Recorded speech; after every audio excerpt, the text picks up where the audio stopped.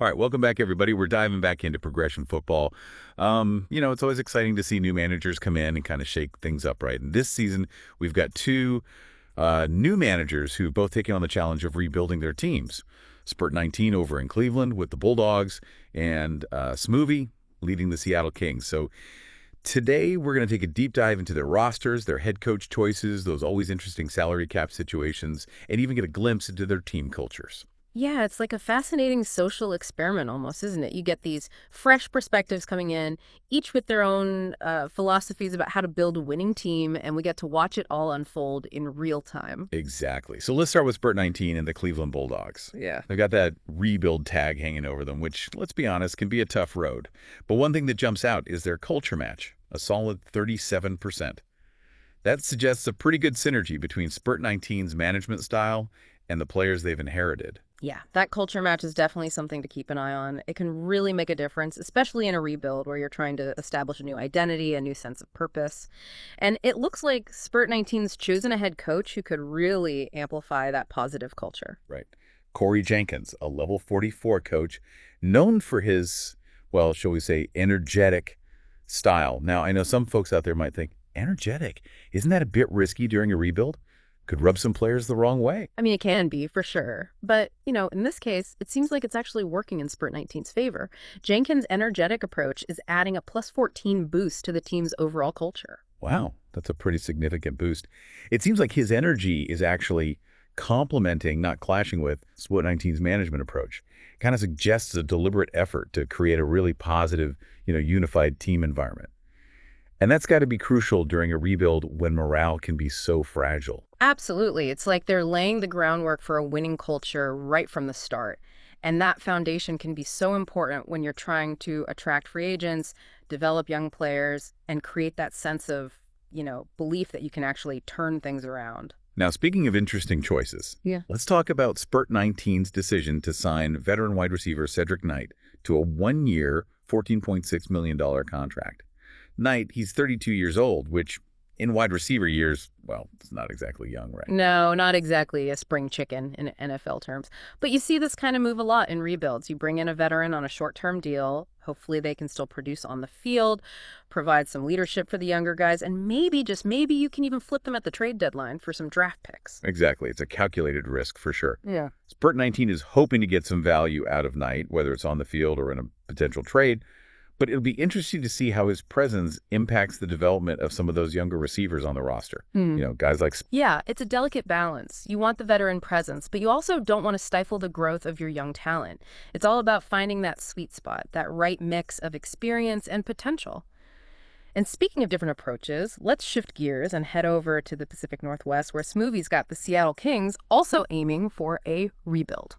Right. And right off the bat, we see a slightly different picture emerging. Their culture match is a bit lower at 32%, and their choice of head coach, Ryan Brunson, also kind of hints at a more, I don't know, strategic, maybe less emotionally driven style. Yeah, Brunson's definitely got a different vibe than Jenkins. He's another level 44 coach, but his strategic style adds a plus 14 culture boost in a different way. It's less about the rah-rah speeches and more about, calculated decision-making, detailed game plans, and fostering a culture of discipline and accountability. Okay, so we've got two very different personalities at the helm of these teams, two contrasting leadership styles. And that difference is also kind of reflected in their salary cap situations, wouldn't you say? Oh, absolutely. The Bulldogs, they're in a bit of a tight spot, only $55.8 million available after penalties. And those penalties, they can really limit your options. It's like starting the season in a hole. Yeah, those cap penalties, they can be a real killer. It's like a constant reminder of past mistakes, maybe overspending on a free agent or restructuring a contract that comes back to bite you later. Smart managers, they factor those penalties into their long-term planning. For sure. It's all about thinking ahead, anticipating those future cap hits. Now, the Kings, they've got a bit more breathing room with $64.6 million available, but they've also got some penalties to contend with, so Smoovy's not entirely off the hook either. No, not at all. Every manager has to deal with the salary cap. It's one of the great equalizers in this league. And it's always fascinating to see how they navigate those constraints.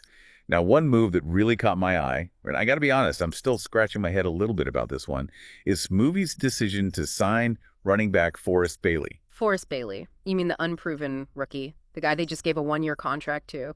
Yeah, that's definitely a gamble. I mean, how often do those rookie gambles actually pay off? Right. Wouldn't a veteran running back be more helpful in a rebuild? Someone to kind of, carry the load, provide some stability while the younger guys develop. Well, in theory, yes, but when those rookie gambles do hit, man, it can be a game changer. You get a young, talented player on a cheap contract, and suddenly you've got a cornerstone piece for your franchise. So it's a high risk, high reward move, and it definitely speaks volumes about Smoovy's confidence in Bailey's potential. I see what you mean. It's that classic rebuild dilemma. Do you play it safe and go with the proven veteran? Or do you roll the dice and take a chance on the unknown rookie? In this case, it seems like Smoovy's leaning towards the latter, while spurt19's taking a more, balanced approach, at least for now. Exactly. And that's what makes this whole thing so compelling, right? We've got these two new managers, two different styles, two different approaches to this rebuild challenge, and we get to see how it all plays out. It's like we've got front row seats to a masterclass in progression football management. And we're just getting started. There's still so much more to uncover about these teams, their players, and the decisions that will ultimately shape their future. But for now, we're going to take a quick break, grab a drink, and then we'll be back to dive even deeper into the Bulldogs and the Kings.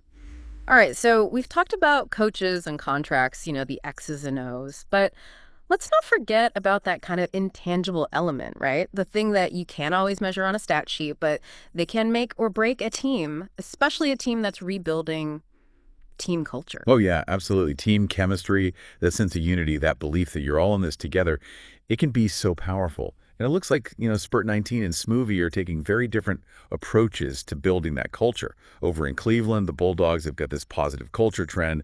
Guys like Eric Reed, the tight end, and Matt Hunter, the linebacker, they're really boosting morale. It seems like spurt19 is trying to foster a really close-knit, supportive atmosphere. Yeah, almost like they're prioritizing that chemistry, that camaraderie right from the get-go, building a foundation of trust and mutual respect, which, it's crucial during a rebuild. Those ups and downs, the tough losses, they can really test a team's resolve. But when you've got that strong culture, that sense of brotherhood, it helps you weather those storms. Right, those little pluses and minuses next to the players' names, those culture ratings, they're not just arbitrary numbers, are they? They actually represent how those guys are impacting the team's overall vibe. It's wild how individual personalities can kind of contribute to that collective energy, for better or worse. Think of it like a garden. You need the right combination of plants, to really thrive. Some need more sun, some need more shade. It's the same with a team. You need a mix of personalities, leadership styles, even playing styles to create that healthy and productive environment. Makes sense. So over in Seattle, the Kings, well, they're dealing with a bit of a negative culture trend.